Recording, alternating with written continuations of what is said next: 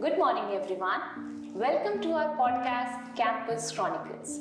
This is an initiative intended to provide platform to the young academic squad to comb out their impressions, insight, and worldview. It's always engaging and interesting to unravel their mysterious world. So let's embark on this journey of knowing them further. I, Pooja, am the host, and with me on board we have Manvita, Vishruta, and Shreya.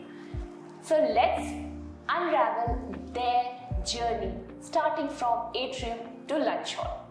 So how have you been, guys? I've been good, Mama. We've just finished exams, so I'm really focusing on the next step of our lives, which is college. How about you, Vishruta? I think that now that our exams are over, the stress is sort of away. So for me personally, these 5 months is just time to cultivate my personal interests and just relax a lot more before again entering our next phase of life, which is college, which will also be as stressful. How about you, Manvita? Like she said, we have a 5-month break now that exams are over, and it's not an opportunity we will get in the future for a long time. So I'm really excited to make the most of it.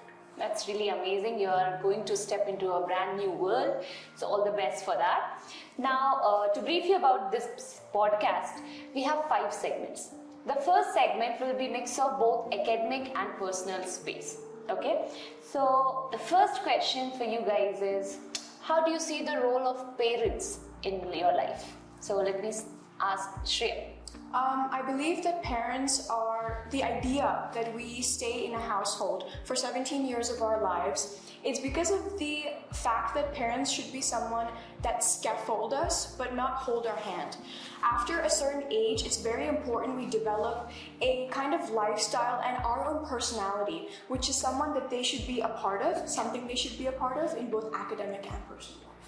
I do agree with you. How about you, Vishruta? So going a bit more into my personal life, I think my parents have always been a great support system for me in pretty much every aspect. And like Shreya said, now we're entering a phase of life where we have to be more independent and just, sort of focus on that. But even then, I think it's honestly really amazing if you have parents who are as supportive. So even when you make mistakes or even when you need any help, they're always there for you. So I think that's how I view them. Absolutely true. Yeah, Manvita. So obviously parents have a really important role in shaping a child, because in a child's younger years, it's when they're downloading all the information from their surroundings. So all their habits, the way that they speak, their personality, everything is influenced by parents, because this is also the time and they spend the most amount of time with their parents. So it's really important. And speaking about myself personally, for me, I have a huge influence of my parents on my personality and my interests, from something as simple as cricket to spirituality. Everything, a lot of things are influenced by my parents. Undoubtedly, you have shared your experiences of spiritual experiences as well, that I'm pretty aware about. Thank you for that. So now, your next step is college, right? So how ready you guys are? Let me ask Shreya. I feel like it's a very scary thought to think of starting a whole new life, especially with people who you have been with for almost all of your life. But I think it's an exciting experience as well, because it's something you make of it. It's how you embark on this journey. So I'm ready to make it my own. True. Vishruta. To be honest, I agree with Shreya, but I think for me, as of right now, I'm more not ready than ready, because again, it's a very new phase of life, and it's basically the time of your life where you become this extremely independent person, or you're forced to be at least, because a lot of us are living away from our parents, and some people even in different countries. Yeah. So it's just you starting truly your own journey, and I think that is honestly really scary for anyone. But at the same time, because it is a new phase of life and because of all of these huge changes, it can also be as exciting. So I'm looking forward to that. But I think the being ready part for college would definitely come with time. True. Manvita. Honestly, just like her, I'm not really yet, because from grade 2 to grade 10, I've been in the same school. And even to Meru, there's a lot of classmates who came from my previous school. So I'll be having completely new friends now, and I won't be living with my parents. So that is a thought that that is exciting and intimidating simultaneously. So watching a lot of college vlogs online helps me make myself more familiar with the world of college, so I'm working towards being ready for it. So I do understand the challenges, excitement and anxiety related to the same. So let me ask you, as you know that present day your juniors or your peers as well, they all are troubled, to maintain a balance between academic space and their personal space or their personal interest, which is again important to have in one's life. So how would you like to suggest, advice for them to maintain or navigate a balance between the two? So Shreya. I feel like how I maintain a balance between two very important aspects of your life, which is obviously your academic and your social and personal life, is by working on a reward system. So how I usually do it is I work throughout the week, because I believe the weekdays are the days where you are supposed to get down on your work, make sure you get all of the work done, and the weekend is more of the reward, more of the Sunday fun day, and then Saturday you go out. It's more of the idea that because I did this hard work, I deserve it. So when you have a goal, an ambition, and you obviously need to take breaks in order to achieve these goals. So I think if you have the idea of a reward system, it will really help you. True. Yeah. So I think personally for me, because our exams were just recently around the corner, so what I did was, obviously during exam time it's really hard to, sort of get all of your portion done on time and then revise, practice. So that obviously takes up a lot of our time.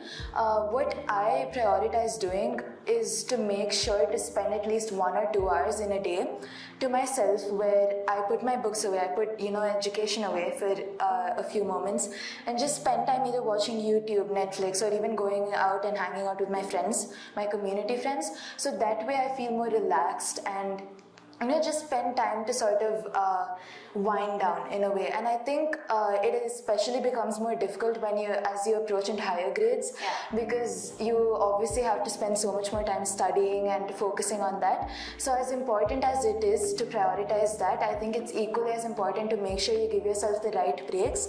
And by breaks, again, we don't mean scrolling through social media, because that definitely does engage your mind in a very negative way. So I think it's just important to take those relaxing breaks and times for yourself. Personally, I played the keyboard sometimes because that's one of my interests.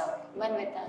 My answer is actually a lot similar to Vishu's, in the sense that I use these activities that I enjoy, such as singing, dancing, or watching movies, as my breaks whenever I studied. And I read something really beautiful which said that you don't get burnt out when you work too much. You get burnt out when you do less of the activities that you enjoy. So I made sure that, taking the same example as Vishu, recently when we had exams, we had to study for many hours. So I made sure that as much as possible, I made sure that there's an equal time that I'm taking breaks and doing the activities that I enjoy, so that I'm able to study for the same amount of time the next day as well, to be consistent. Yeah, this discipline is really needed in present time, because we need to navigate a balance between the two. So thank you, you guys have really answered pretty well. And my next question is that you guys have seen a shift in terms of time, right? You have seen pandemic, and now is the time where you have access to everything. So how do you see change, or how have you navigated how COVID rather has changed or impacted your personal and academic space?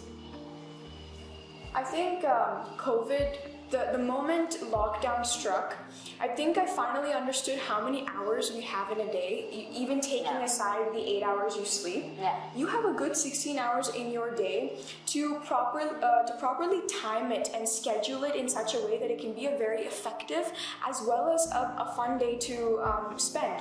And the idea that we had access to anything, even during COVID, we had more access to online.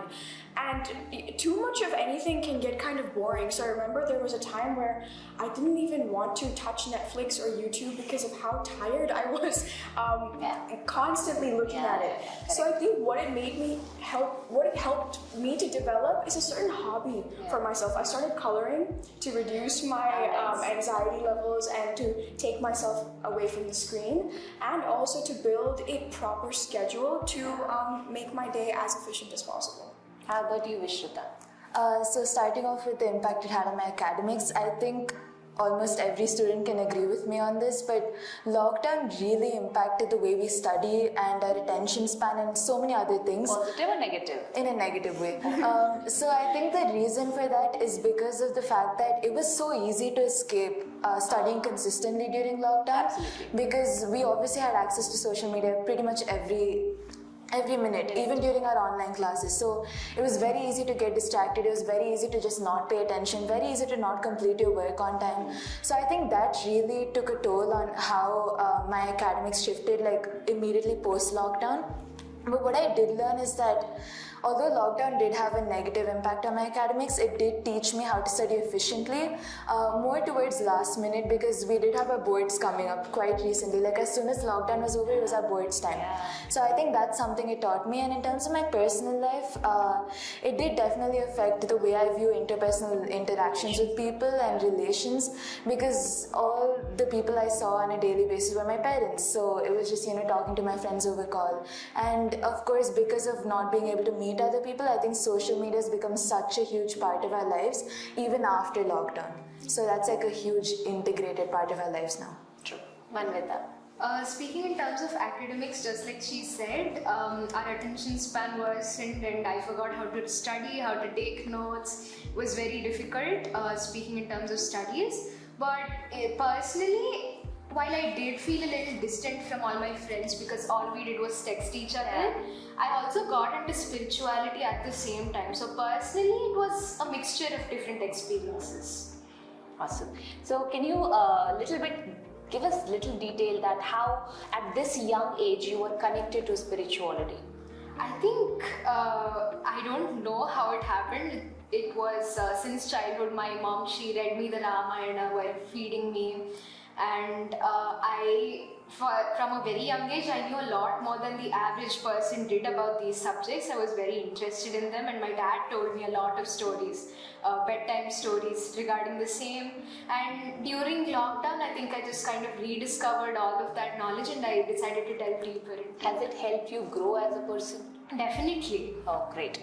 Alright, so we have really an interesting session on this aspect of how COVID has not only helped you understand the value of academics, value of meeting people out there, and as Manvita has mentioned, that she has the space to connect with the spiritual aspect and cosmos. That's really lovely. So based on this aspect, I have my third segment, which is about social media, which is like a part and parcel of their life. So it's both engaging, interesting, and making you vulnerable as well. So let's talk about this aspect. So let me ask Shreya, how school has helped you build that social life? I moved from the States to India when I was in 8th grade. So I think that was the 8th grade to 12th grade is a very major part of your school life, considering it's your teenage years. And I think how that aspect has helped me, how Meru or how school life has helped me is develop a sort of confidence, and it really built my self-esteem as a person. Because I believe we change every year. We change every year personality-wise as well. But these major years define who you are and your core personality. And I think my idea of being this self-sufficient person is being happy with who you are. So it really made me understand what my values were and what I look for in other people, in the friendships and the relationships I make, and what I want to be as a person, which is... So that way Meru has helped you extend your circle, right? Yes, quite a lot. Great. How about you, Vishrita? So I think starting from a young age, honestly, starting from even when you're 3 or 4, when you start kindergarten, right? So I think it's honestly, school is like the right environment for you to start making friends, to grow as a person, to know how to make friends even. Because before school, I don't think any of us really, started making our friend circle. And I think school is like the best place to do that. And in a way, you're forced to be friends with people, and because you hang out with your classmates like every day, you see them every day, and obviously within a class there's people of different personalities, like a huge plethora of personalities. So I think school really teaches you how to navigate through your friendships and how to sort of interact with people of different sorts, and that's like, it's a really easy environment to do so. True. Manvita. I honestly wouldn't have much of a social life if not for school. Yeah. Because most of my friends are from school. So apart from how we're forced to interact with other people, like she said, I think school also gives us many opportunities to engage in different activities, competitions, events like Model United Nations, where you can make a lot of friends based on similar interests and personalities also. Yeah, true, absolutely. It's not only, making a new connect with new friends, but also sharing your vibe, emotions, and, many events, which gives you a space to interact and engage with new personalities as well. So, very true. So, let me ask with you, Manvita, as well, as you have talked about this thing, how is your connect with teachers in and out the campus? Teachers, obviously in school we also create many special bonds with teachers in school as well, and now that we're done with our exams, I still stay in touch with a lot of my teachers on social media platforms such as Instagram, WhatsApp, etc. And we keep interacting, whether it's something that's as simple as replying to a WhatsApp status or asking doubts, or them reaching out to us for advice on planning events, etc. We're still in touch. Awesome. So let me ask Vishruta. So as you have seen that, as Manvita has mentioned, that she is also connected to the teachers through their WhatsApp and promptly replies to their status as well.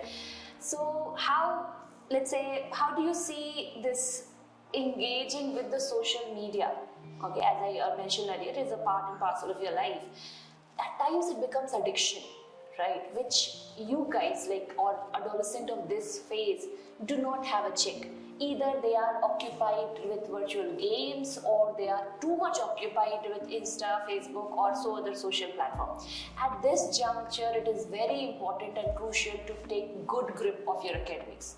So how would you like to suggest or advise our young kids, or your juniors, rather your peers, to navigate a balance between social life, social media, and academics? Okay, so I think that's a great question, ma'am, first of all, because it is really hard to sort of stay away from social media, especially when it's so connected in our lives and so integrated in our lives. So, for me personally, what I do is whenever I'm studying or whenever I need to focus on something, like let's say college applications, so I either switch off my phone or I delete social media apps for a certain period of time, and that personally seemed to have worked for me pretty well, although I know some people go back to it.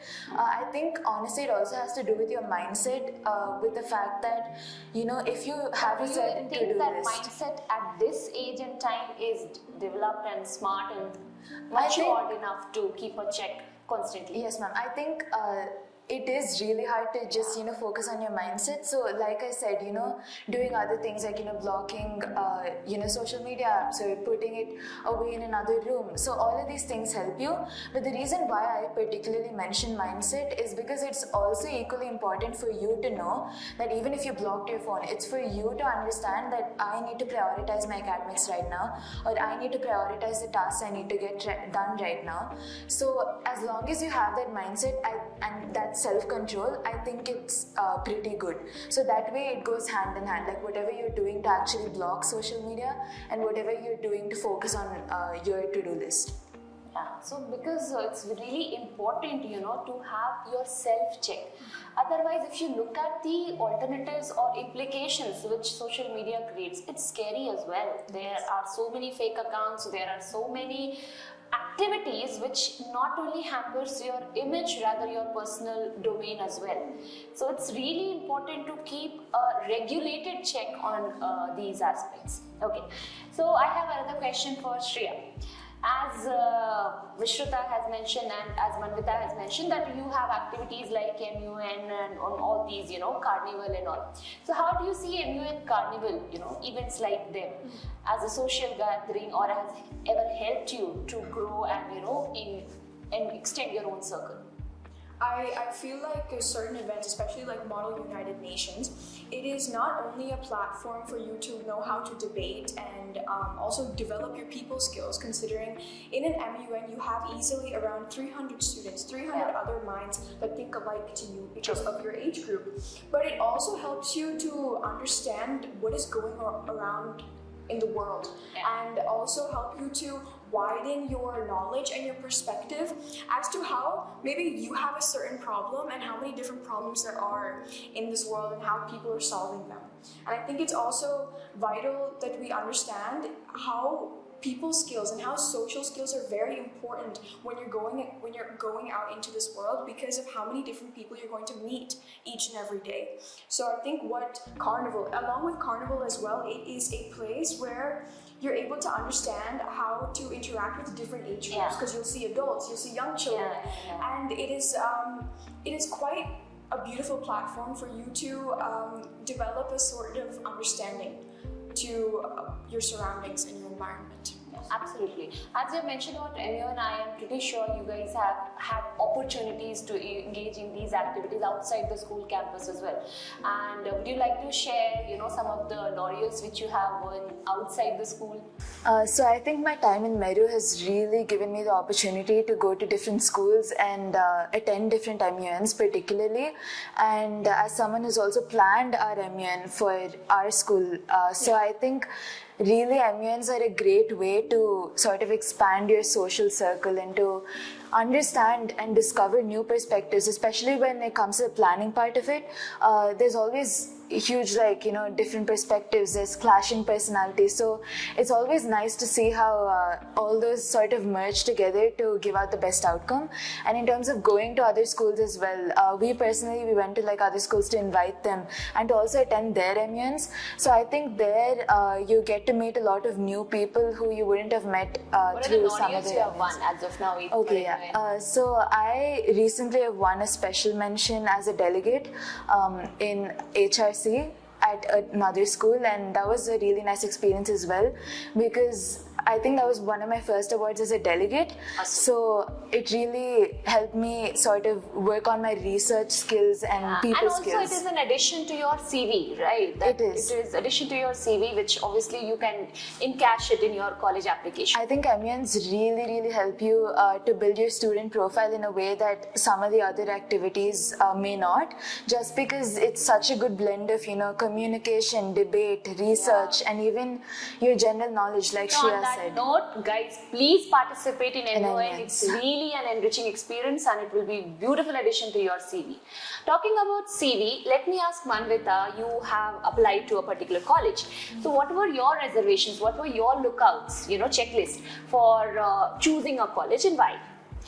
So I had very few criteria actually to choose a college. First, obviously the fee structure needs to be reasonable, because obviously, for obvious reasons. Yeah, absolutely. That is the priority. Yeah, that. And I wanted a very detailed curriculum for my course to be present on the website, so that I know what I'm going to study when I go to the college. And apart from that, cultural activities that are available or the internships that I can get were also a priority. Great. Talking about the selections of the college, we have a career cell, as you know, in our school. So, Vishruta, how that career cell in our school has helped you? As someone who's applying both abroad and in India, I think honestly our career counseling department, they do a really good job at sort of, navigating students, helping them figure out what course they want to do. And in general as well, I think having a career cell in any school is that important, because not everyone always has a clear idea on what path they want to take. And for me personally, the best way that it's helped me is to discover new colleges across India especially, because for my course, course psychology. It isn't really a well-known course within India, so there's obviously very few colleges that offer the best of the best curriculum. And my career department, our school's career department, they really did a good job at highlighting those particular colleges, helping me sort of choose the ones I want to apply to. That makes me go to my next question. As you have mentioned, they help you in navigating colleges in India. So Shreya, let me know, being a Cambridge student, usually the preferred colleges are outside India, right? So what were your reasons for choosing Indian colleges? I think the idea that Cambridge is a preferred syllabus to go abroad, it's because it's an international curriculum.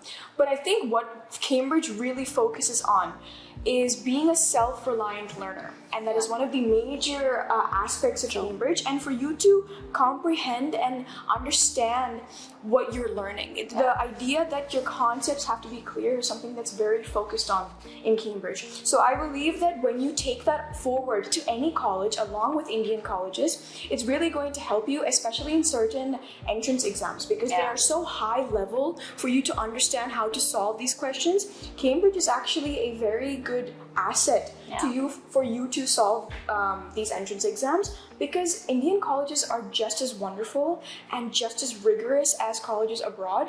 And with this new age and these new times, I think Indian colleges are really going ahead. So it's a perfect opportunity and a perfect experience for you to stay here as well. Correct. All right. Now we'll move to second last segment of our podcast, which is widely talked about outside the campus and in and around the world. But interesting fact is, till date, students' viewpoint, insights of these young academic squad, as I call them, their insight has never been taken, talked and discussed. So my segment is now mental health. I want them to talk about their worldview about mental health. So let me ask, Manvita, what does mental health mean to you? I think mental health is quite similar to physical health in the aspect that just like physical health is defined by proper functioning of your body, I think mental health is when you're able to function normally in all aspects of your life with your mind. What role does it play, Vishruta, in academics? How easy or difficult it is to have a quotient of well-balanced mental health in terms of academics? I think honestly, if something's taking a toll on your mental health, whether it be academics or anything, it can really impair different aspects of your life. So let's say you have some sort of personal problem going on, that can really impair how you study, how you're able to concentrate. And I think it's really important to keep a check on your mental health at all times. And personally, to me, one thing that I always think about when I think about mental health is to be able to seek help, and to be okay with the fact that you're going through something, to be okay with the fact that it's okay, you'll get through it. So I think that's something which is still like a stigma nowadays, that some people don't talk about it. They don't want to talk about it because they feel like it makes them weak. So I think it's always good to know that it's okay to feel a certain way. Well, to add to this, I feel unlike adults, as you have mentioned, it's okay to, seek help and reach out people. Unlike adults, adolescents are not that much comfortable. Let me ask you, Shreya, if you go through certain situations at home or personal conditions, which you may not be comfortable sharing with me as a teacher or your colleagues, how do you, struggle, navigate, or, make a balance between the thoughts, bottled up inside your heart and, to execute in terms of academics? Right. According to, like Vishu said, I think it's the idea that first, when I'm going through something, it's very important that I accept it with myself and understand what I'm feeling. It is only then that I'm going to be able to share my thoughts and my emotions to someone else. Sorry for intervention. Manvita, why do you think people or students don't self-acknowledge it? I think there's this view, like Vishu mentioned, that it makes you weak. So a lot of people have a really hard time accepting that they have a problem. So that actually hinders their ability to work on it as well. Correct. Yeah, Shreya, please continue. And going along with the idea that how I would want to make sure it doesn't affect my academic life is to understand what I'm feeling, and then the idea that I have a safe environment, whether it be one trusted friend, whether What it do be you two mean by trusted. safe environment? I think safe environment is when you are able to be an emotionally stable person. And what I mean by emotional stability is for you to understand and for you to express any emotion that you're feeling, whether it be anger, sadness, or happiness, for you to be able to express that and not be judged. So I believe that if I'm able to share those thoughts in a safe environment, whether it doesn't have to be adults, because at a time there may be some things that adults may not understand. How do you create that safe environment? I think how I would create that safe environment is to openly talk about the fact how I'm not going to judge anyone, and as vice versa with the person. I mean, you will set that set that boundary. Okay, boundary. To Okay. create the idea that it is a judgment-free zone. Because sometimes the worst fear I think any human has is to be judged. Yeah. I feel like we there's so much judgment around us that it's very difficult Yeah. for us to understand who is going to take it the right way and who is not. So I feel like it's very important that you have a place where you are able to you don't have to think twice in what you're saying. Correct. You know, that gives me there are so many examples which I have seen in down the line, that there are so many students who are suffering a lot at personal space. But when you see their scores, it's completely contra. They're doing, they're marveling, they're amazingly, scoring well. But when I have a chance to talk to them in person, their life is horrible. I mean, I can't even, reciprocate to that feeling.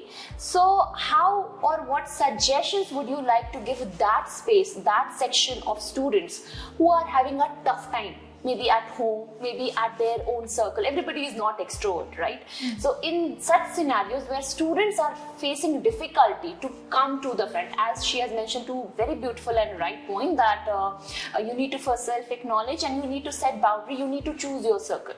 Any other significant suggestion which you would like to project? Because it's very dicey and scary and difficult as well, that we are judging students on their grades, but we really don't know what exactly is happening at the background. So how would you like to address those section of the students? And for them, they are racing ahead, but we really don't know how vulnerable they are, how difficult their lives have been. So what suggestions would you like to, it's also a phase where, we do not, as she has said, we do not acknowledge our own pain and our own wounds, right? So what suggestions would you like to give to your peers and, juniors? Vishruta. Okay. So what I'd say is that as important as it is to create that safe environment, like Shreya said, and sort of choose your friend circle wisely, I think it's also equally as important to first acknowledge what you're feeling. And again, that can be really hard for some people of our age to do. So to be honest, although going to therapy or even seeking professional help isn't as there's still like a stigma surrounding it. Yeah. So I sort of think that needs to be broken, and our generation is sort of starting that. So I think everyone needs to understand that if you don't have people in your life, people who you have personal relationships with, that you don't trust enough, or that you feel very, very hesitant to share your emotions with, I think it's okay to know that you can approach, let's say, your school counselor or someone outside of school that you can actually share your feelings and thoughts and emotions with, and they'll help you process them, comprehend them, and sort of navigate your way through that entire journey. That makes me ask you a last question of this segment, which is, would you like to suggest any advice for school to help you out? Because every student can't afford a therapist or can't go to legit therapist, right? So what suggestions would you like to have in this section, in this area, so that they can reach out to students for maximum result? I think every school needs to have a school counselor, and I think it's very important for the school to make sure that this person is very approachable, so that students won't hesitate to go to this person and talk to them about their feelings. And also I think it's very important to ensure that this is a therapist who follows all the ethical guidelines properly, because we also have heard of many instances where the client is a minor and they've told and the therapist told everything that they said to their parents. So I think that will stop many people from approaching that therapist. So these two things are really important. Now that's a very valid point, because that trust, if it is not developed between student and the therapist or teacher or XYZ matured or adult, that breaks the student from within, and that mistrust kind of gives them a glance that I can't trust anyone. Okay, it's a general vision, like there are good people but you can't trust, right?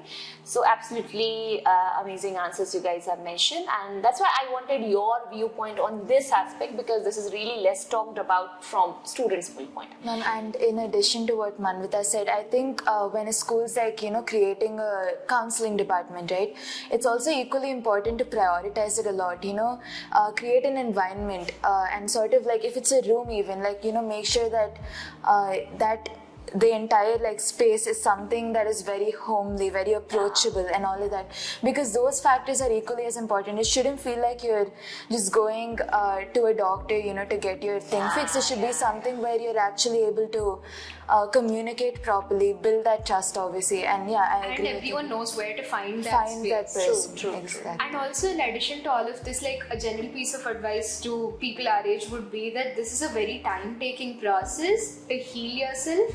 So it's really important to be patient with yourself as you go about this journey. Correct. All right, now this brings us to our last segment, which is very interesting, and I'm also very looking forward to this. This is called Rapid Fire. I'll ask one question each one of you and you have to answer. So the first question is to Shreya. Favorite subject in the school? Math. Best study tip? I think taking proper breaks. Okay. Favorite app on your phone? Instagram. Most caring friend from your batch? Most caring friend. Duty. One with the best comic time from your batch? Duty. One with the most irritating, attitude? Irritating attitude. One who irritates you, bugs you? Surya, but in a very friendly way. Okay, are you an early bird or a night owl? I'm a night owl. Best memory from the school? I think social nights from MUNs. Your favorite quote or motto? Quote. I think I was looking for quotes on Pinterest and I saw this one post that it said, one day you won't need to read all these quotes. So that's my favorite. Favorite social media trend and favorite social media trend? There was a song called Badal Barsa. Yeah, Badal What is that? Barsa. Sing it properly. I don't know the song. Badal barsa bicholi. And then we also did that song in our class. We filmed the reel and everything. You filmed the reel in the class? Oh, great. What was the occasion? Sorry, ma'am? No, when normally you film. Just normally. Awesome. Okay. New word you have learned lately? So recently I came across this word on Instagram actually. It's called metanoia, and its meaning is to basically, it's like the journey of building oneself, sort of finding self-love and all of that. Alright, so thank you so much guys. It has been really lovely conversation. I love every bit of it, and I'm pretty sure the viewers might have also enjoyed, especially the young generation. You can take snippets from their lovely conversation and can embark on your personal journey of growth and development. Thank you so much. Thank you guys. Thank you. Thank you, ma'am. Thank you.